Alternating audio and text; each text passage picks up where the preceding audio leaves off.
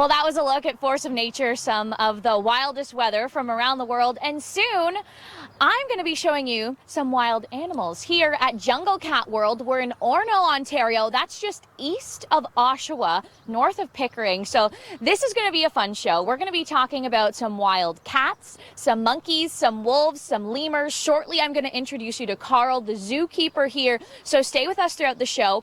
It's a pretty warm morning, 21 degrees here in Orono, but feeling more like 27. So the humidity, still a story, not as hot as it was yesterday, but more on that forecast coming up. But first, let's get you into work. I'll send it inside to you, Raisa.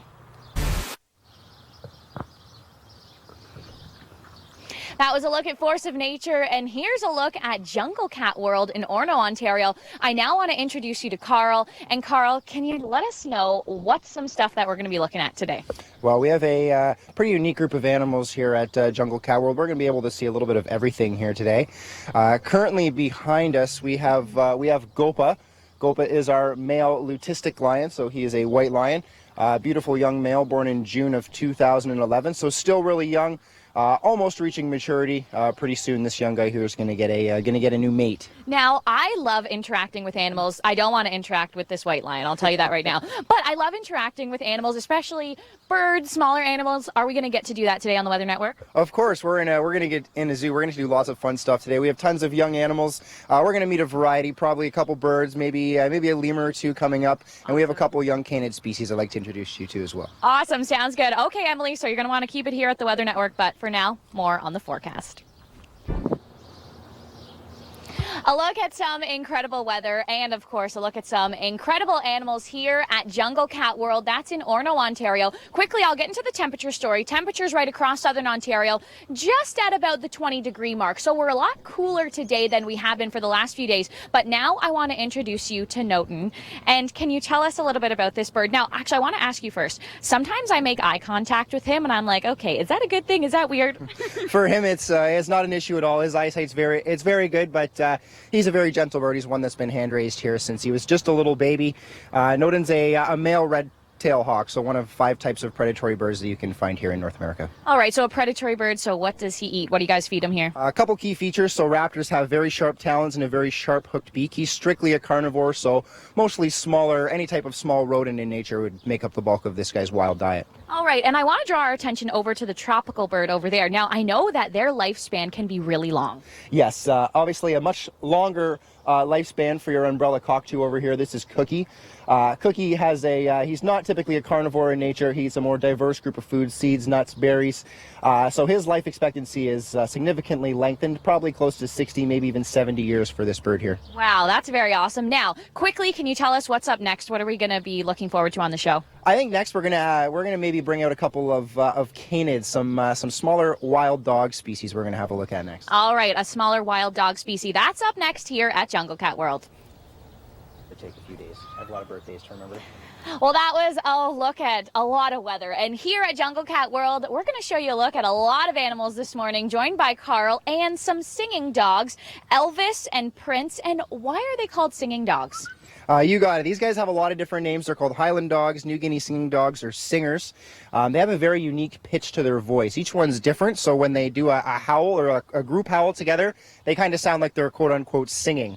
So normally these guys do it when they're getting antsy a little bit, like Prince here, or they're waiting for their meals, or they're greeting us first thing in the morning. That's normally a typical noise that they'd make. Now, first thing in the morning, we were just talking about it. It's your favorite time to be out here with the animals, Absolutely. And why is that? I love greeting all the animals in the morning, like I said.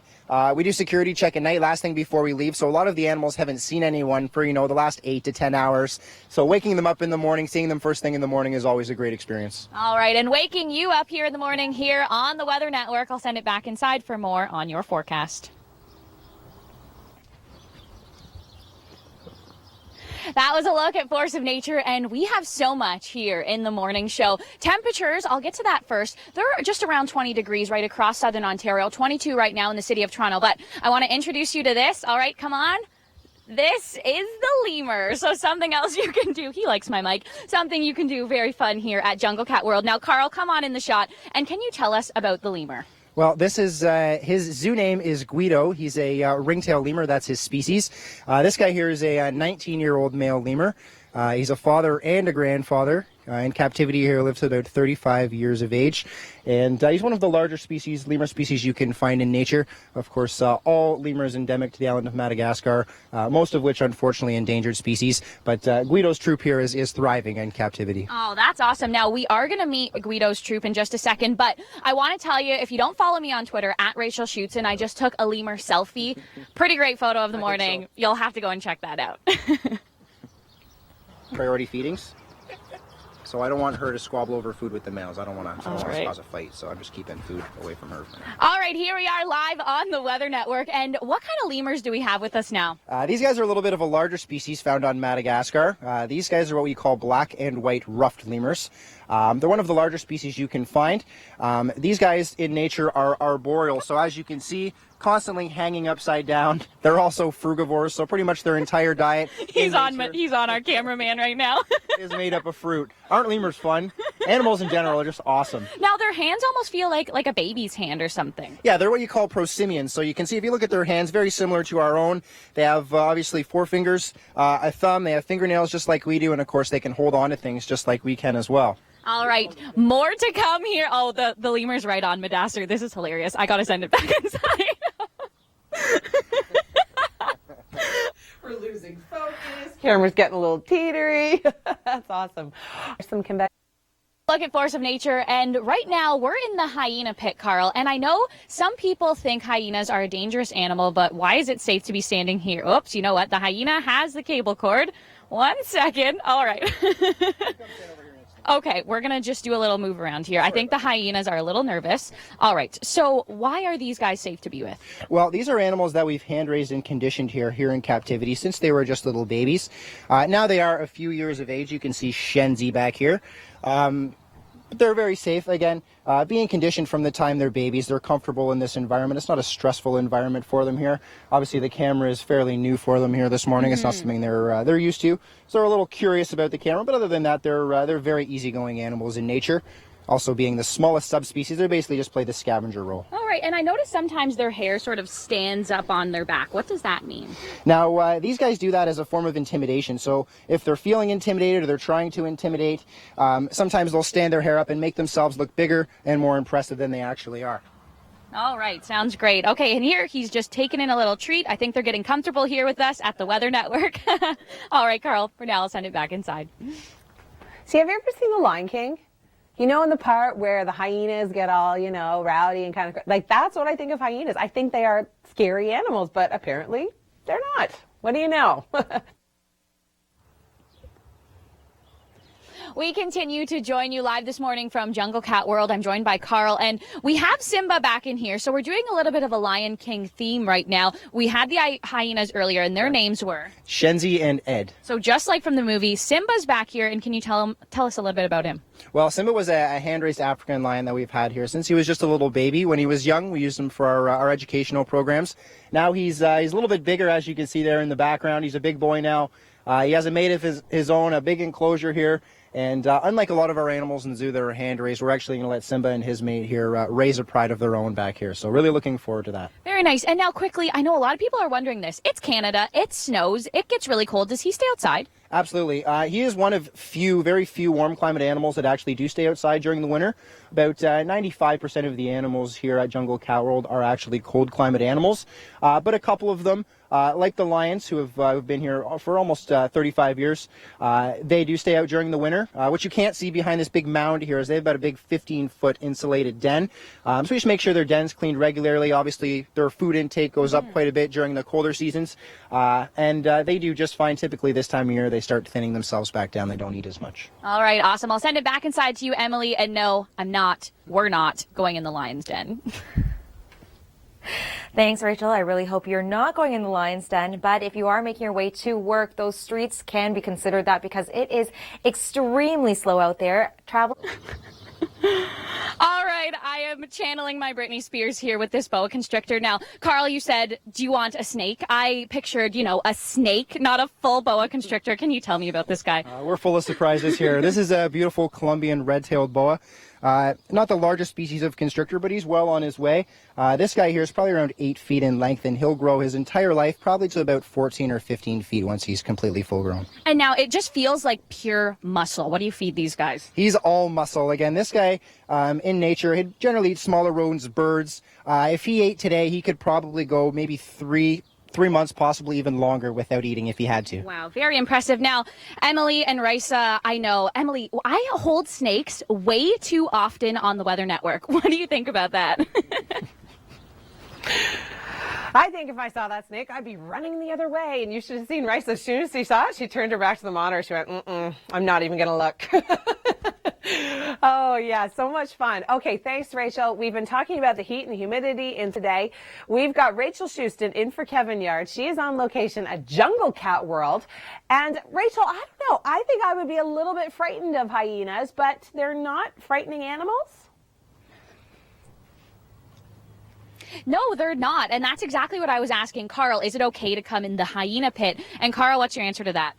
Again, like I said, these guys are hand raised from the time that they're babies. So myself and a couple of the other senior staff here have conditioned them daily to see new people, to interact safely with new individuals. Absolutely. All right. And Emily, I noticed that you mentioned about the Lion King, of course, and that's sort of what I was thinking as well. And these guys are actually named after Lion King characters. Yeah, we actually sometimes we name the animals after say popular movies, so the kids can relate to them. We find if they can relate to them, they'll want to learn about them. All right, sounds great. Back inside to the studio, guys. I'm Emily Vukovic. It is Wednesday. It is the 2nd of July. It is another hot and muggy start to the day. A perfect climate for animals that like the heat. And Rachel Schoutsen is at Jungle Cat World in Orono, Ontario. And right now, she's hanging out with the lions. How's it going, Rachel?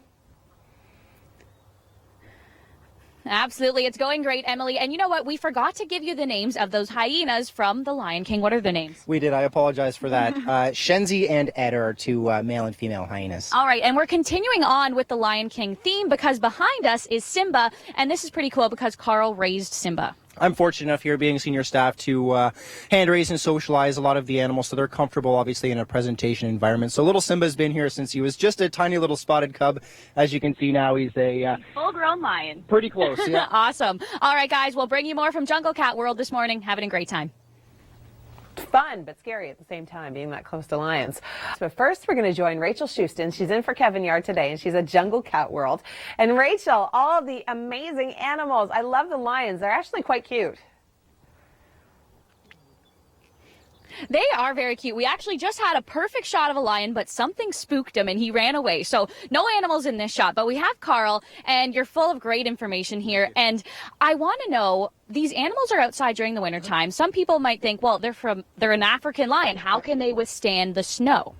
Now, one of the things that we make sure we do here, obviously, the welfare of the animals is very important. So their dens are cleaned very, very regularly. Bi-weekly, at least twice a week or every other week for some animals.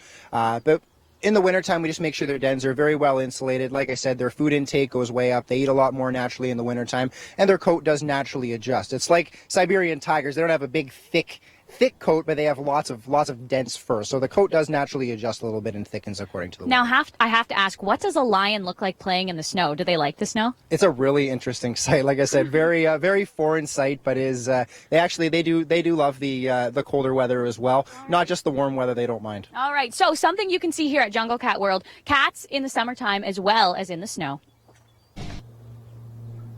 Well, I have been having the best morning here at Jungle Cat World, joined by Carl, and you've been a great tour guide so far this morning. And now it's been a great time for me, but it's also great for kids to come here during the summer. Yeah, other than the zoo itself, we have a safari zoo camp. So for children and teens, we start 8 and up. It runs pretty much all summer long until Labor Day. The kids do a variety of activities, spend about half the week in the zoo.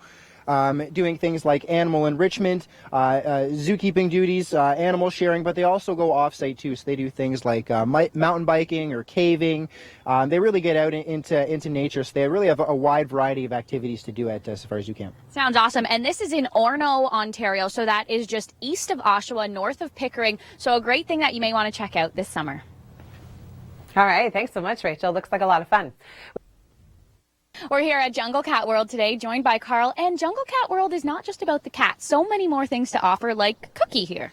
Yeah, of course. Other than of course your felids, we have some canid species, so some wolves, a couple different species of canids. We also have monkeys and primates, and of course we have feathered creatures, birds of prey, and exotic birds like Cookie, the umbrella cockatoo here. And what I think about so interesting about Cookie is their lifespan.